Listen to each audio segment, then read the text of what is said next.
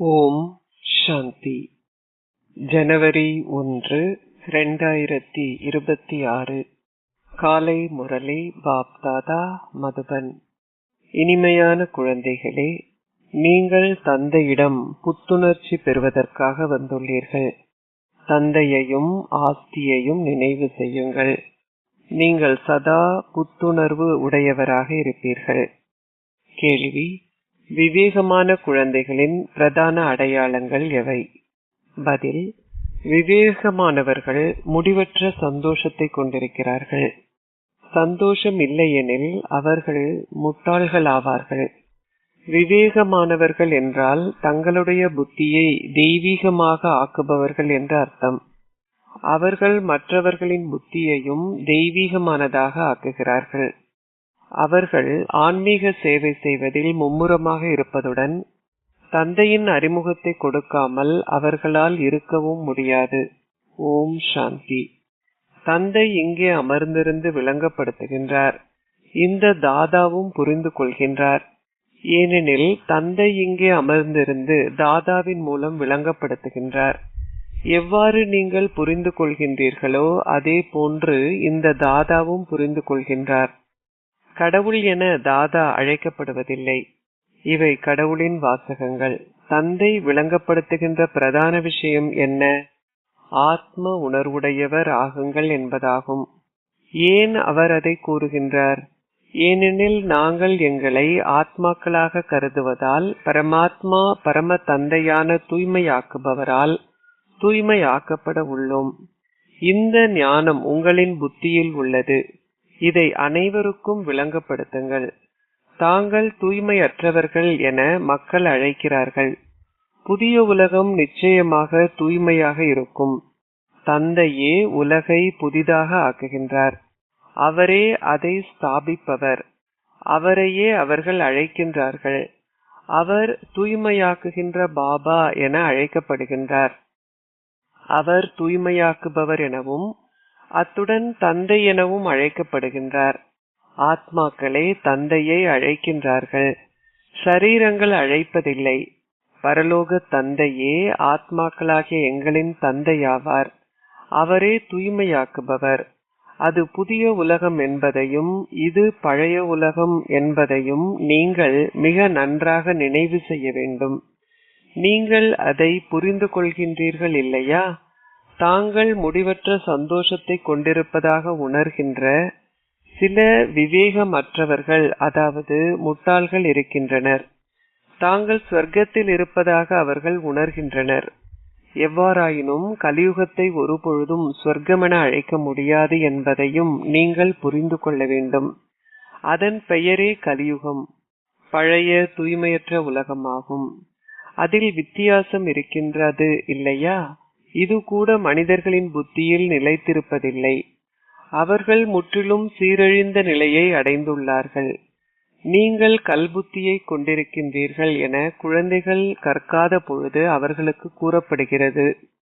உங்களுடைய கிராமத்திலுள்ள மக்கள் முழுமையான கல்புத்தியை கொண்டிருக்கிறார்கள் என பாபாவும் எழுதுகின்றார். அவர்கள் எதையும் புரிந்து கொள்வதில்லை. ஏனெனில் அவர்கள் மற்றவர்களுக்கு விளங்கப்படுத்துவதில்லை. நீங்கள் தெய்வீக புத்தியை கொண்டவராக ஆகினால் மற்றவர்களையும் அதே போன்று ஆக்க வேண்டும். நீங்கள் முயற்சி செய்ய வேண்டும். இது பற்றி வெட்கப்படுவது என்ற கேள்வியே இல்லை. எவ்வாறாயினும் மனிதர்கள் அரை கல்பமாக தங்கள் புத்தியில் பிழையான கருத்துக்களை கொண்டிருந்ததால் அவர்கள் அதை மறப்பதில்லை. எவ்வாறு அவர்களால் மறக்க முடியும்? ஒரே ஒரு தந்தைக்கு மாத்திரமே அவர்களை அனைத்தையும் மறக்கச் செய்யும் சக்தி இருக்கிறது. வேறு எவருமன்றி தந்தையாலேயே உங்களுக்கு இந்த ஞானத்தை கொடுக்க முடியும். மற்ற அனைவரும் ஞானமற்றவர்கள் என்பதே இதன் அர்த்தமாகும். ஞான கடலாகிய தந்தை வந்து ஞானத்தை பேசும் வரை எவ்வாறு அவர்களால் ஞானத்தை பெற முடியும்? தமோ பிரதான் என்றால் ஞானமற்றவர்களின் உலகம் என்பதாகும். சத்தோ பிரதான் என்றால் தெய்வீக உலகமாகும். இதில் வித்தியாசம் இருக்கிறது. தேவர்கள் மறுபிறவி எடுக்கிறார்கள். நேரம் தொடர்ந்தும் கடந்து செல்கிறது. புத்தியும் தொடர்ந்தும் பலவீனமாகின்றது. யோகத்தில் உங்களின் புத்தியை இணைப்பதனால் பெற்றுள்ள சக்திகள் அனைத்தும் அப்பொழுது முடிவடைகிறது. தந்தை இப்பொழுது உங்களுக்கு விளங்கப்படுத்துவதால் நீங்கள் மிகவும் புத்துணர்ச்சி அடைகின்றீர்கள். நீங்கள் புத்துணர்ச்சி பெற்று ஓய்வு நிலையில் இருந்தீர்கள். தந்தையும் எழுதுகின்றார், குழந்தைகளே, இங்கு வந்து புத்துணர்ச்சி பெற்று ஓய்வும் எடுங்கள். புத்துணர்ச்சி பெற்ற பின்னர் நீங்கள் சத்யுகத்தில் ஓய்வான பூமிக்கு செல்கின்றீர்கள். அங்கே நீங்கள் அதிக அளவு ஓய்வு பெறுவீர்கள். அங்கே நீங்கள் அமைதி, சந்தோஷம், செழிப்பு போன்றவை பெறுகின்றீர்கள்.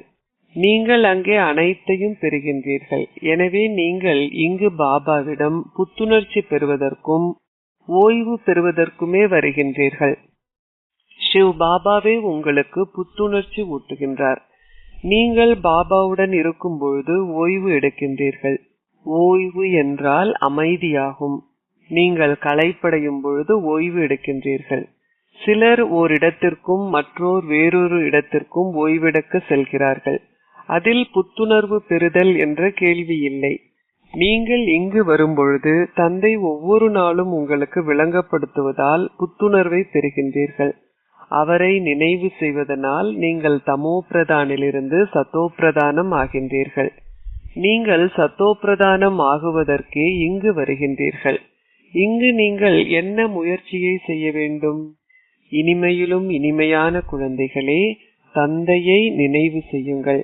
எவ்வாறு இந்த உலக சக்கரம் சுழல்கிறது, எவ்வாறு நீங்கள் ஓய்வு பெறுகின்றீர்கள் என்பதை பற்றிய சகல கற்பித்தல்களையும் தந்தை உங்களுக்கு கொடுத்துள்ளார். வேறு எவரும் இந்த விஷயங்களை அறிய மாட்டார்கள். ஆகையினால் நீங்கள் மற்றவர்களுக்கும் விளங்கப்படுத்த வேண்டும். அதனால் அவர்களும் உங்களைப் போன்று புத்துணர்வு பெற முடியும். அனைவருக்கும் செய்தியை கொடுப்பதே உங்களின் கடமை. நீங்கள் சதா காலமும் புத்துணர்ச்சி ஊட்டப்பட்டவர்களாகவும் ஓய்வு பெற்றவர்களாகவும் ஆக வேண்டும். இந்த செய்தியை அனைவருக்கும் கொடுங்கள். தந்தையையும் தங்கள் ஆஸ்தியையும் நினைவு செய்யுமாறு அவர்களுக்கு ஞாபகப்படுத்துங்கள். இது மிக இலகுவான விஷயம். எல்லையற்ற தந்தை ஸ்வர்க்கத்தை ஸ்தாபிக்கின்றார். அவர் உங்களுக்கு ஸ்வர்க்கம் என்னும் ஆஸ்தியை கொடுக்கின்றார். நீங்கள் இப்பொழுது சங்கமயுகத்தில் உள்ளீர்கள். நீங்கள் மாயையின் சாபம் பற்றியும் தந்தையின் ஆஸ்தி பற்றியும் அறிவீர்கள். நீங்கள் ராவணனான மாயையால் சபிக்கப்படுகின்ற பொழுது உங்களது தூய்மை, அமைதி, சந்தோஷம் அனைத்தும் முடிவடைந்து விடுகின்றன. ஆகையினால் உங்களது செல்வமும் அப்பொழுது முடிவடைகிறது. எவ்வாறு அவை அனைத்தும் படிப்படியாக முடிவடைகிறது என தந்தை உங்களுக்கு கூறியுள்ளார். அதற்கு எத்தனை பிறவிகள் எடுக்கின்றது? துன்ப பூமியில் எவ்வித ஓய்வும் இருக்க முடியாது. சந்தோஷ தாமத்தில் சதா காலமும் ஓய்வை தவிர வேறெதுவும் இல்லை. பக்தியானது மக்களை அதிகளவு களைப்படைய செய்துள்ளது. பக்தி அவர்களை பிறவி பிறவியாக களைப்படைய செய்கிறது. அது அவர்களை ஏழைகள் ஆக்குகிறது. தந்தை இப்பொழுது உங்களுக்கு இதை விளங்கப்படுத்துகின்றார். புதியவர்கள் வருகின்ற பொழுது அவர்களுக்கு அதிக அளவு விளங்கப்படுத்தப்படுகிறது. மக்கள் அனைத்தையும் பற்றி அதிக அளவு சிந்திக்கின்றார்கள். ஒருவேளை இங்கே ஏதோ மந்திர வித்தை இருக்கலாம் என அவர்கள் நினைக்கிறார்கள்.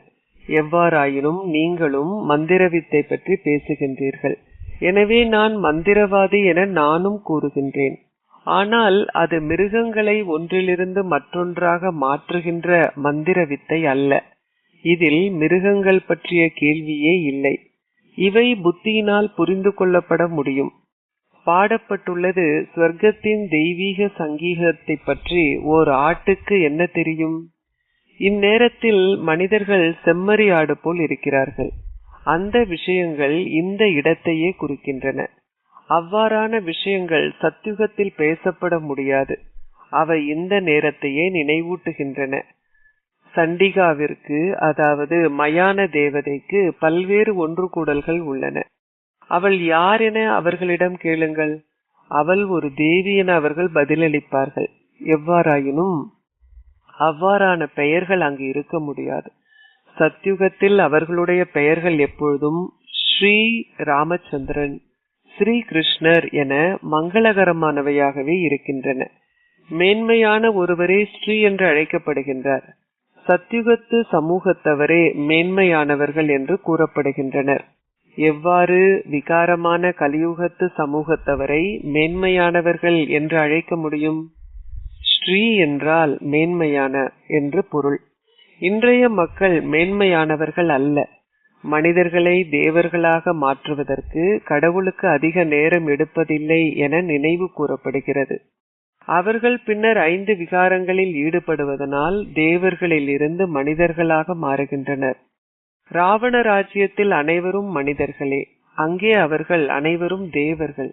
அது தேவ உலகம் என்றும் இது மனித உலகம் என்றும் அழைக்கப்படுகிறது. தேவ உலகம் பகலென்றும் மனித உலகம் இரவு என்றும் அழைக்கப்படுகிறது. ஒளியானது பகலென்றும் இருளானது அறியாமை என்றும் அழைக்கப்படுகிறது. நீங்கள் இந்த வித்தியாசத்தை புரிந்து கொள்கிறீர்கள். முன்னர் நீங்கள் எதையும் அறிந்திருக்கவில்லை என்பதை அறிவீர்கள். இப்பொழுது இந்த விஷயங்கள் அனைத்தும் உங்கள் புத்தியில் உள்ளது. ரிஷிகளிடமும் முனிவர்களிடமும் படைப்பவரை அல்லது படைப்பின் ஆரம்பம் மத்தியமம் இறுதியை பற்றி அவர்கள் அறிவார்களா என கேட்டால் அவர்கள் நேத்தி இதுவுமல்ல அதுவுமல்ல என்றே கூறியிருப்பார்கள். நீங்கள் எல்லையற்ற தந்தையை அறிந்து கொள்ளாததால் முன்னர் நாஸ்திகர்களாக இருந்தீர்கள் என்பதை இப்பொழுது புரிந்து கொள்கிறீர்கள். அவரே ஆதியான அனாதியான பாபா ஆவார். அவர் ஆத்மாக்களின் பாபா ஆவார். நீங்கள் ஒரு பொழுதும் எரிக்கப்பட முடியாத எல்லையற்ற தந்தைக்கு இப்பொழுது உரியவர்கள் என்பதை குழந்தைகளாகிய நீங்கள் புரிந்து கொள்கிறீர்கள். இங்கு அனைவரும் எரிக்கப்படுகின்றார்கள், ஏனெனில் அவர்கள் ஷரீரங்களை கொண்டிருக்கின்றனர். ராவணனும் எரிக்கப்படுகின்றான். ஓர் ஆத்மாவை என்றுமே எவராலும் எரிக்க முடியாது. தந்தை தன்னிடம் மாத்திரமே உள்ள மறைமுகமான ஞானத்தை குழந்தைகளாகிய உங்களுக்கு கொடுக்கின்றார். ஆத்மாவிலேயே இந்த மறைமுகமான ஞானம் உள்ளது. ஆத்மாக்களும் மறைமுகமானவர்கள். ஓர் ஆத்மா தனது வாயின் மூலம் பேசுகின்றார். இதனாலேயே தந்தை கூறுகின்றார், குழந்தைகளே, ஷரீர உணர்வு உடையவர்கள் ஆகாதீர்கள், ஆத்ம உணர்வுடையவர்கள் ஆகுங்கள். இல்லையெனில் நீங்கள் தலைகீழாக மாறிவிட்டதை போல் உள்ளது. உங்களை ஆத்மாக்கள் என கருதுவதற்கு நீங்கள் மறந்து விடுகின்றீர்கள். நீங்கள் நாடகத்தின் முக்கியத்துவத்தையும் மிகவும் நன்றாக புரிந்து கொள்ள வேண்டும். நாடகத்தில் நிச்சயிக்கப்பட்டவை அனைத்தும் மீண்டும் மீண்டும் அதே போன்று இடம்பெறுகிறது. எவரும் இதை அறிய மாட்டார்கள்.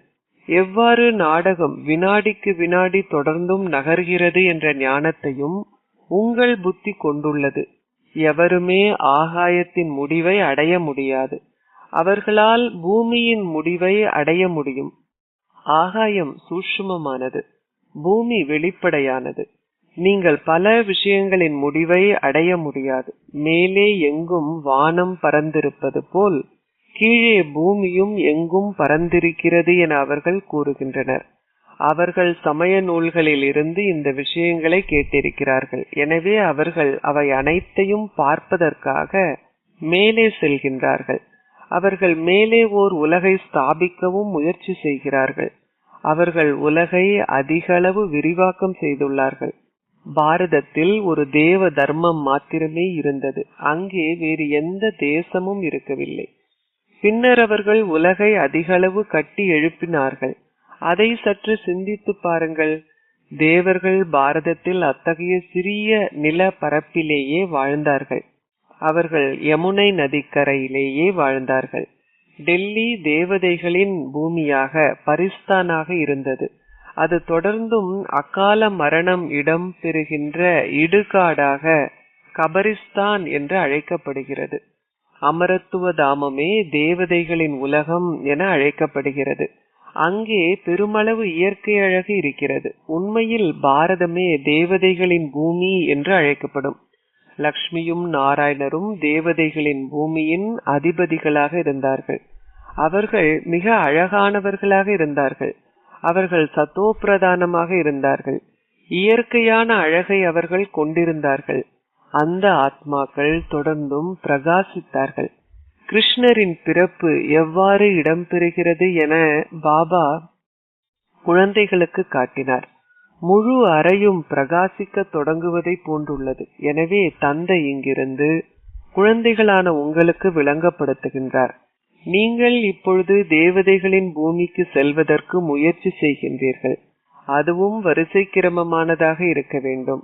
அனைவருமே ஒரே மாதிரி இருக்க முடியாது. எவ்வாறு ஒரு சின்னம் சிறிய ஆத்மா எவ்வளவு பெரிய பாகத்தை நடிக்கின்றார் என சற்று சிந்தித்து பாருங்கள். ஓர் ஆத்மா தனது ஷரீரத்தை விட்டு நீங்குகின்ற பொழுது ஷரீரம் என்னவாகின்றது என பாருங்கள். முழு உலகிலும் உள்ள நடிகர்கள் அனைவரும் அனாதியாக உருவாக்கப்பட்ட பாகங்களை நடிக்கின்றார்கள். இவ்வுலகமும் அனாதியானது. ஒவ்வொருவருக்குள்ளே இருக்கும் பாகமும் அனாதியானது. இது உலக விருட்சம் என்பதை நீங்கள் புரிந்து கொள்வதால் நீங்கள் அதை அற்புதமானது என்று மாத்திரமே கூற முடியும். தந்தை உங்களுக்கு மிகவும் நன்றாக விளங்கப்படுத்துகின்றார். அவ்வாறு இருந்தும் உங்களுக்கு புரிந்து கொள்வதற்கு நாடகத்தில் எவ்வளவு நேரம் நிச்சயிக்கப்பட்டுள்ளதோ அந்த அளவு நேரத்தையே நீங்கள் புரிந்து கொள்வதற்கு எடுப்பீர்கள்.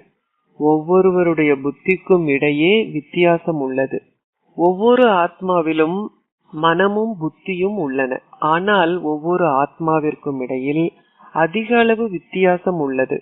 குழந்தைகளான நீங்கள் இப்பொழுது ஒரு புலமை பரிசலை வெல்ல வேண்டும் என்பதை புரிந்து கொள்கிறீர்கள். ஆகையால் உங்கள் இதயங்களில் சந்தோஷம் உள்ளது. இங்கேயும் நீங்கள் உள்ளே வந்தவுடன் உங்கள் இலக்கையும் குறிக்கோளையும் உங்கள் முன்னால் பார்க்க முடியும். அப்பொழுது நிச்சயமாக அந்த சந்தோஷம் இருக்கும், இல்லையா? நீங்கள் இப்பொழுது அவர்களை போன்று ஆகுவதற்காக இங்கே கற்பதற்கு வந்துள்ளீர்கள் என புரிந்து கொள்கிறீர்கள். இல்லையெனில் எவருமே இங்கு வந்திருக்க மாட்டார்கள். இதுவே உங்கள் இலக்கும் குறிக்கோளும் ஆகும்.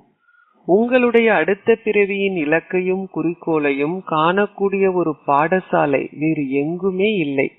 அவர்களே ஸ்வர்க்கத்தின் அதிபதிகள் என்றும் நாங்கள் அவ்வாறு ஆகப் போகின்றோம் என்றும் நீங்கள் காணலாம். நாங்கள் இப்பொழுது சங்கம யுகத்தில் இருக்கின்றோம். நாங்கள் அந்த ராஜ்யத்திற்கோ அல்லது இந்த ராஜ்யத்திற்கோ உரியவர்கள் அல்ல. நாங்கள் இடையிலிருந்து அங்கு செல்கின்றோம். படகோட்டியான தந்தை அஷரீரியானவர். படகும் அஷரீரியானதே. அவர் படகை மறுகரைக்கு இழுத்து எடுத்து பரந்தாமத்திற்கு அழைத்து செல்கின்றார். அஷரீரியான தந்தை அஷரீரியான குழந்தைகளை அழைத்து செல்கின்றார். தந்தை மாத்திரமே குழந்தைகளை தன்னுடன் அழைத்து செல்கின்றார். இந்த சக்கரம் முடிவிற்கு வந்து அதன் பின்னர் அதே போன்று மீண்டும் இடம்பெற வேண்டும். நீங்கள் ஒரு ஷரீரத்தை விட்டு மற்றொரு ஷரீரத்தை எடுக்கின்றீர்கள். நீங்கள் சிறியவராகி பின்னர் மீண்டும் பெரியவர்கள் ஆகின்றீர்கள். நீங்கள் ஒரு மாம்பழ விதையை நடும் பொழுது ஒரு மாமரம் வெளிப்படுகிறது. அது எல்லைக்கு உட்பட்ட விருட்சம். ஆனால் இதுவோ பல்வகை விருட்சம் என்றும் அழைக்கப்படுகின்ற மனித குல விருட்சமாகும். நீங்கள் தொடர்ந்தும் உங்கள் முழு பாகங்களையும் சத்யுகத்திலிருந்து கலியுகம் வரை நடிக்கின்றீர்கள். அழியாத ஆத்மாக்களான நீங்கள் 84 பிறவி சக்கரத்தின் உங்கள் பாகங்களை நடிக்கின்றீர்கள். லக்ஷ்மியும் நாராயணனும் இருந்தார்கள். அவர்கள் இப்பொழுது இல்லை. அவர்கள் சக்கரத்தை சுற்றி வந்து அவ்வாறு ஆகினார்கள்.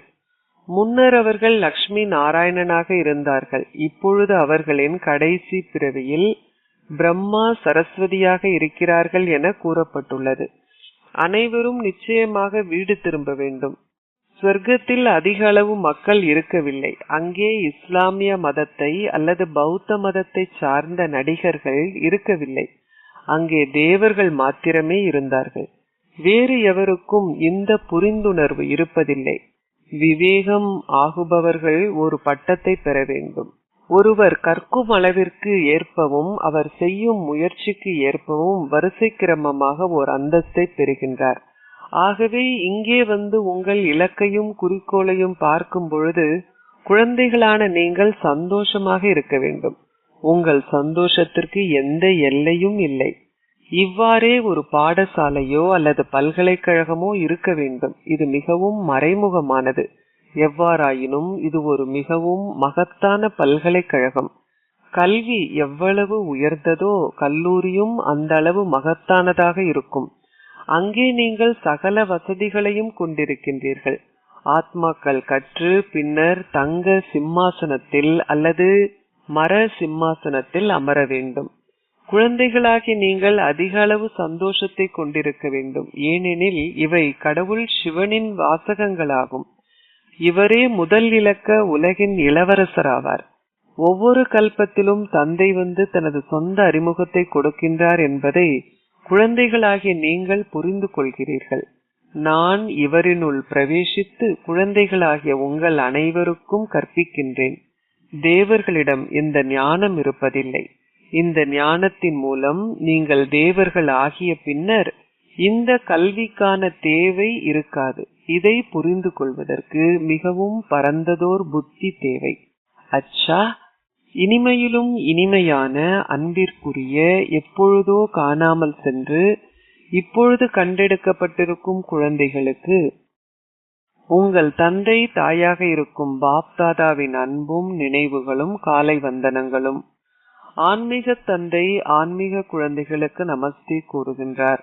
ஆன்மீக குழந்தைகள் ஆன்மீக தந்தைக்கு நமஸ்தே கூறுகின்றோம். தாரணைக்குரிய சாரம் 1. உங்கள் புத்தியிலிருந்து இந்த தூய்மையற்ற உலகை அகற்றிவிடுங்கள்.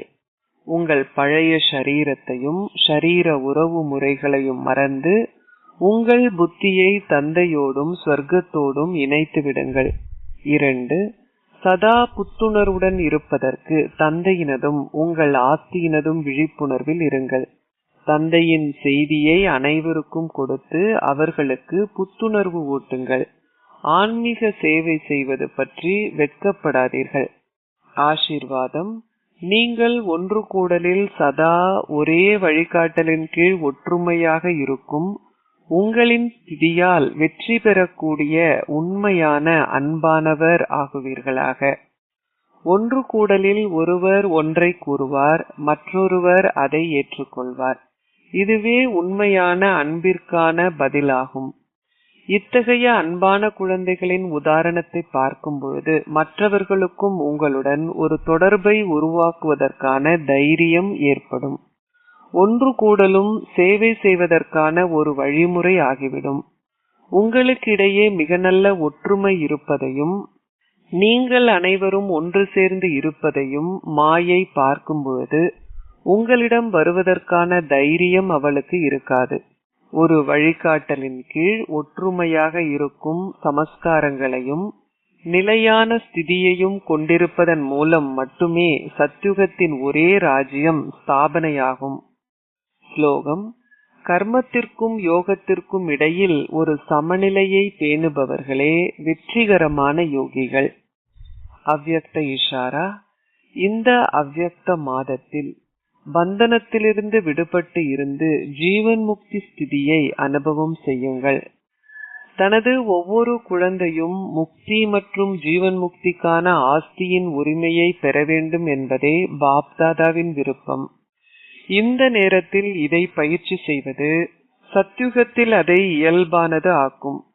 எவ்வாறாயினும் சங்கம யுகத்தில் உங்களுக்கு ஆஸ்தியின் உரிமை உள்ளது. ஆகவே ஏதாவது பந்தனம் உங்களை ஈர்த்தால் அது ஏன் உங்களை ஈர்க்கிறது என சிந்தித்து அதற்கான ஒரு தீர்வை கண்டுபிடியுங்கள்.